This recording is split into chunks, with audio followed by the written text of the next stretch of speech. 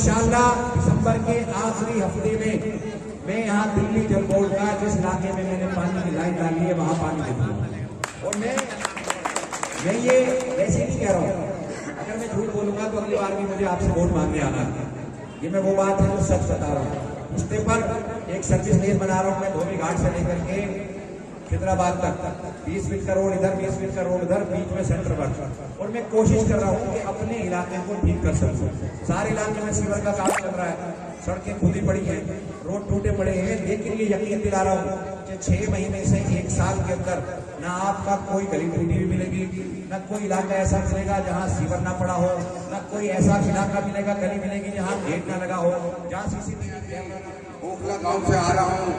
ओखला गांव के लोगों ने मुझे पूरे सारे मोअज़्ज़िज़ आदमी, उन लोगों ने पगड़ी पहनाकर बेटा बनाकर ये कहा कि आरिफ यहाँ से 90% वोट ना मिले तो हमारा मैं चाहती हूँ कि अपनी बार अपनी बहन, अपनी बेटी, अपनी बहू को अपना कर देंगे। और अगर आपकी बेटी और आपकी बहू ने ये काम नहीं करा 5 साल के अंदर, जो कोई 15 साल में नहीं करा, तो फिर आप देखिएगा कि आपने वोट भी नहीं करिएगा। और मेरा यहाँ पूरा हक बनता है क्योंकि मैं यहाँ की बेटी हूँ।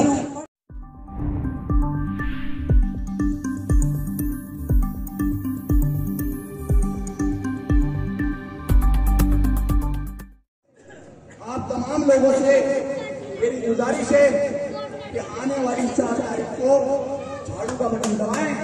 अगर झाड़ू का बटन आप नहीं दबाएंगे, हमारे पूर्व पार्षद साहब आएंगे या कोई और आएगा और उसके बाद फिर हम यही कहेंगे कि ये आदमी 4.5 साल गायब रहते हैं और लास्ट के 6 महीनों में आ जाते हैं।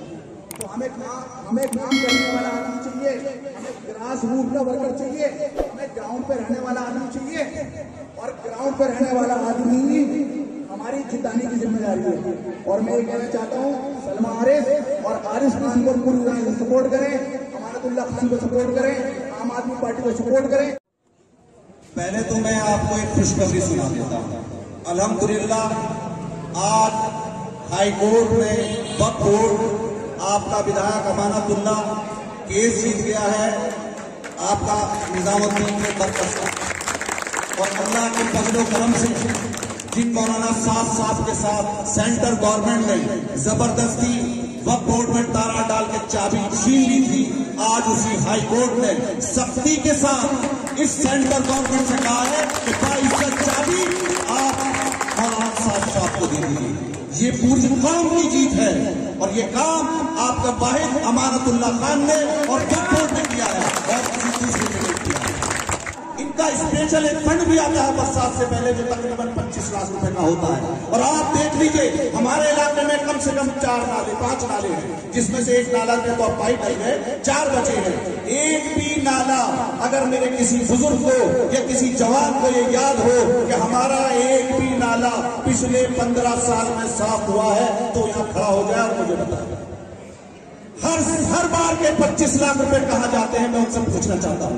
वो तो बहुत पूछ रहे हैं लोगों से के साथ। भाई सब लोग यहाँ जमा हुए हैं, मैं उनका तहे दिल से शुक्रिया अदा करता हूँ।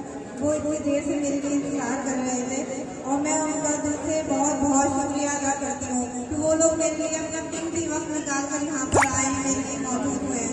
और मैं आप सबसे ये कहना चाहती हूँ कि मुझे आपके वोटों की जरूरत है, मुझे उस वोट की जरूरत है जो इस एरिया में बदलाव लाएगा, इस एरिया का विकास करेगा।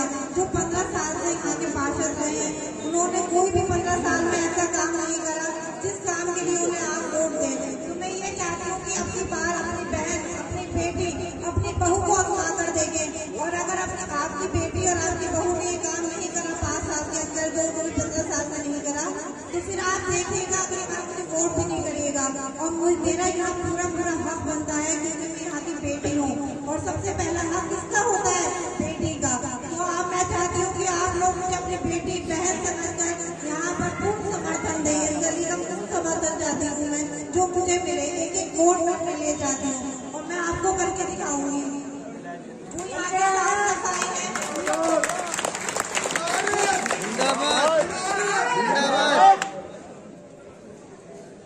और जो यहाँ की साफ सफाई हम पर मुद्दे हैं, जहाँ भी मैं जा रही हूँ कैंपेनिंग कर रही हूँ, वहाँ पर सबसे बड़ा मुद्दा साफ सफाई का है। देखिए एक औरत ही समझ सकती है साफ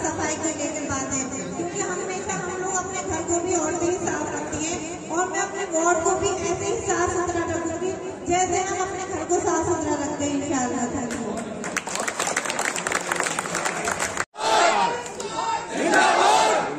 अस्सलाम वालेकुम। मेरे यहाँ पर बुजुर्ग बैठे हैं, मेरी माएँ बहनें बैठी हैं, मेरे भाई बैठे हैं। मैं अभी ओखला गांव से आ रहा हूँ। ओखला गांव के लोगों ने मुझे पूरे सारे मोअज़्ज़िज़ आदमी उन लोगों ने पगड़ी पहनाकर बेटा बनाकर ये कहा कि आरिफ यहाँ से 90% वोट ना मिले तो हमारा गिरबान पकड़ लेना।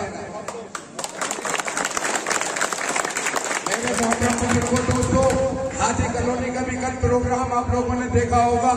सारे लोग वहाँ पर 6-7 ग्रुप हैं। कन्नौज के ग्रुप है, सहारनपुर का ग्रुप है, मेरठ का ग्रुप है, रईस साहब का ग्रुप है। सारे लोग इकट्ठे हुए। इकट्ठा होने के बाद सब लोगों ने कल मीटिंग रखी कि आरिफ यहाँ पर 95% वोट मिलेगा। आरिफ 95% मुझे वोट मिलेगा, नहीं मिले तो हमारा गिरबान पकड़ लेना। यहाँ का पार्षद ये कहता है आरिफ जाकिर नगर में कमजोर है। मैं आप लोग सब बड़े लोग बैठे हैं, मैं यहाँ का भाई हूँ, यहाँ का बेटा हूँ, आपके साथ कंधे से कंधा मिलाकर चलता हूँ। यकीन कर मिलवाइए मुझे कि आरिफ 100% वोट यहाँ से मिलेगी।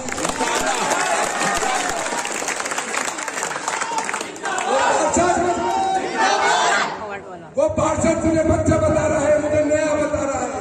मुझे बात याद आ गई, आसिफ मोहम्मद खान एमएलए का टिकट कांग्रेस से हुआ था और इरफानुल्लाह साहब का टिकट कट गया था और वो टिकट अमानत भाई को मिल गया था। वो इरफानुल्लाह साहब के पास आए, आन के कहा कि इरफान भाई तुम्हारा टिकट हो रहा होता तो मैं 20 लाख रुपए भी खर्च कर देता। यहाँ कुछ लोग बैठे हैं जो उस दिन बात हो रही थी, 20 लाख रुपए खर्च कर देता। इरफान भाई मेरे पास इतने फोन मुझे मुबारकबाद के नहीं आए थे जितने अमानतुल्लाह के मुबारकबाद के आए कि तुम 7 बजे जीत जाओगे, 8 बजे जीत जाओगे। मैं यकीन के साथ जो आसिफ भाई की बातें थी कि 8 बजे हार जाएगा, नया है पुराना है, तो वो पुराने थे, बब्बर शेर थे। अमानत भाई ने जमानत जब्त करी उनकी। फिर दूसरा इलेक्शन आया, फिर दूसरा बब्बर शेर आ गया तो उनको 5000 रुपए दे दिया अमानत भाई ने। तो मैं यकीन के साथ कह रहा हूँ कि आप लोग, मेरे बुजुर्ग, मेरे भाई, मेरी माएँ बहनें, सब लोग कम दिन बचे हैं, सब लोग एक एक गली में चले जाएं, एक एक घर में चले जाएं। यहाँ पर 100% आरिफ को वोट होना चाहिए, सलमा आरिफ को बेटी को वोट होना चाहिए। तमाम मुअज़्ज़िज़ नौजवान बुजुर्ग मौजूद हैं और जिस गली में मैं खड़ा हूँ उसी गली में मैं रहता भी हूँ। तो आप लोगों पर मेरा ज्यादा हक है और मुझे अल्लाह की जात से ये पूरी उम्मीद है कि यहाँ से एक भी वोट किसी और को नहीं जाएगा। भाई एक प्रोग्राम और है तो मैं आपके कैंडिडेट और इन्हें भेज रहा हूँ और हमारा भाई यहाँ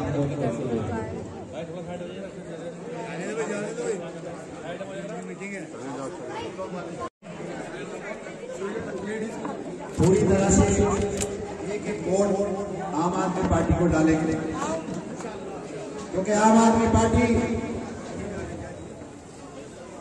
दिल्ली में सरकार बना रही है, एमसीडी में सरकार बना रही है और दिल्ली में आम आदमी पार्टी का मुकाबला सीधा सीधा बीजेपी से है और कोई पार्टी आसपास भी नहीं है।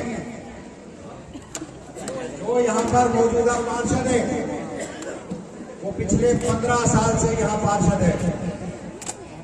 अभी मुझे मिले थे एक शादी में, मुझसे बोले कि विधायक की हल्का हाथ रखो। मैंने कहा भाई क्यों? कहने लगे जी बस एक मौका और दे दो। मैंने कहा 15 साल से ओखला की आवाम, पटना हाउस, जाकिर नगर की आवाम आपको मौका दे रही है। आप एक काम बता दो, जिस काम की बुनियाद पर हम आपको मौका देंगे, एक काम, आगे अहमद भाई, एक काम, कोई काम नहीं है, झाड़ू लगती नहीं है, सफाई होती नहीं है, जो काम होते हैं वो विधायक के काम बताते हैं। अगर कोई नाला साफ कराना चला जाए तो कहें तो विधायक का काम है, कोई अगर कॉलर बदलवाने चला जाए सीवर का तो ये विधायक का काम है, तो फिर उनके क्या काम है। अब मोहल्ले में ये कहते फिर रहे जगह जगह कि मुझे विधायक ने काम ही नहीं करने दिया, मुझे सरकार ने काम ही नहीं करने दिया, मुझे विधायक ने फंड ही नहीं दिया, मुझे सरकार ने फंड ही नहीं दिया।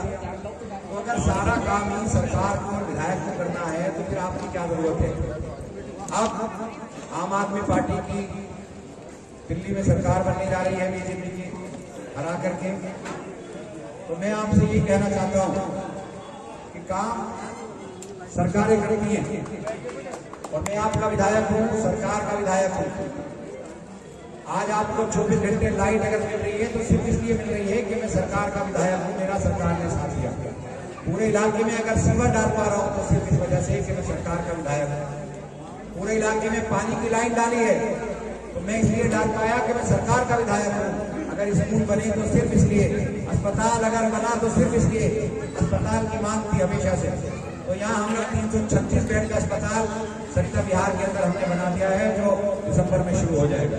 पूरे इलाके में पानी की लाइन डाल दी है, पानी की लाइन में पानी इंशाल्लाह दिसंबर के आखिरी हफ्ते में मैं यहाँ दिल्ली जल बोर्ड का जिस इलाके में मैंने पानी की लाइन डाली है वहां पानी दे दूंगा। और मैं ये वैसे नहीं कह रहा हूँ, अगर मैं झूठ बोलूंगा तो अगली बार भी मुझे आपसे वोट मांगने आना है।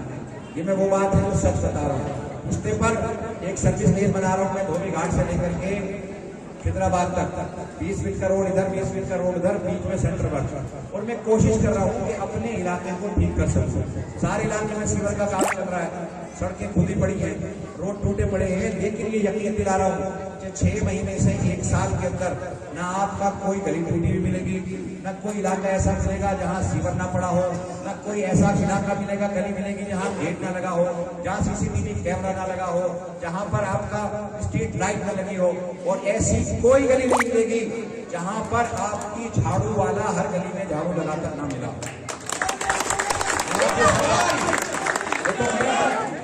आप सब जानते हैं ताल्लुकात की बुनियाद पर यहाँ लोग वोट देते हैं।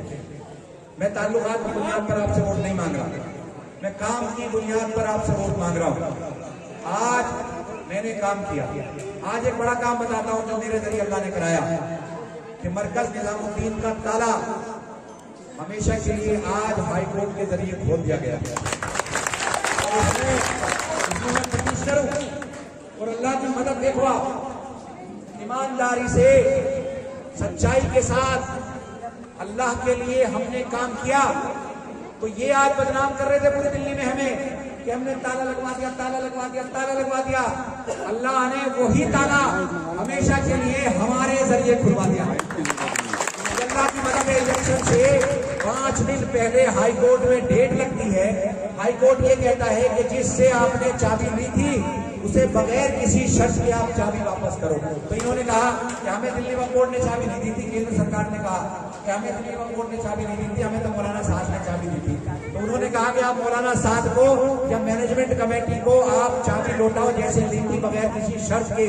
तो आज अल्लाह ने हमारी मदद की और आज मरकज निजामुद्दीन हमेशा के लिए खोल अल्लाह की मदद है। और मैं अभी आपने हर घर में दुआ हुई, हर फर्ज में दुआ की। कितना बड़ा हादसा मेरे साथ हुआ। 10 दिन इन्होंने मुझे कस्टडी में रखा। मेरे घर पे एक स्टेट गन रखना चाहते थे, AK-47 रखना चाहते थे या पिस्टल रखना चाहते थे। मुझसे पूछते थे पिस्टल है तुम्हारे पास? 5 पिस्टल है। मैंने कहा घर में छापा मारा, कुछ मिला? कुछ नहीं मिला। ये मुझे बर्बाद करना चाहते थे। आपकी दुआओं ने और अल्लाह की मदद से मैं बचकर आया, अल्लाह की मदद से और आपकी दुआ से। आज मेरे ऊपर 27 केस हैं। सुबह जब उठता हूं ना तो कोर्ट की तरफ दौड़ता हूँ। संडे के दिन बस तारीफ नहीं होती मेरी, नहीं तो 6 के 6 दिन तारीफ होती है मेरी। और ये क्यों हो रहा मेरे साथ? क्योंकि मैंने आपकी आवाज बनने का काम किया, आपके खिलाफ हो रहे हर एक जुल्म के खिलाफ खड़ा रहा। मरकज निजामुद्दीन पर जब ताला लगा तो उसे खुलवाने का काम मैंने किया। जब दिल्ली दंगे हो रहे थे तो एलजी का घिराव करने का काम किया।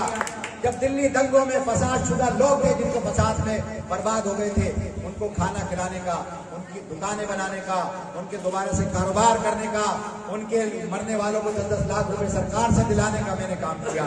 और ये लिंचिंग जहां जहां हुई मैंने आवाज उठाई, उसके लिए ये मुझे दबाना चाहते हैं, ये मुझे कुचलना चाहते हैं। मैं आपको बताऊं कि जब मैं कस्टडी में था, जब मेरी 5 दिन की कस्टडी पूरी हुई, 4 दिन की, जब मैं जा रहा था तो मुझसे आईओ ने कहा कि अमानत भाई खाट छोड़कर खड़े हो जाना और जज साहब से कहना कि भाई मुझे माफ कर दो, मैं तो बीमार आदमी हूं। तो मैंने उससे कहा, आईओ से, आऊजा है वो, मैं सिर्फ अल्लाह के सामने सर झुकाता हूं, बंदे के सामने।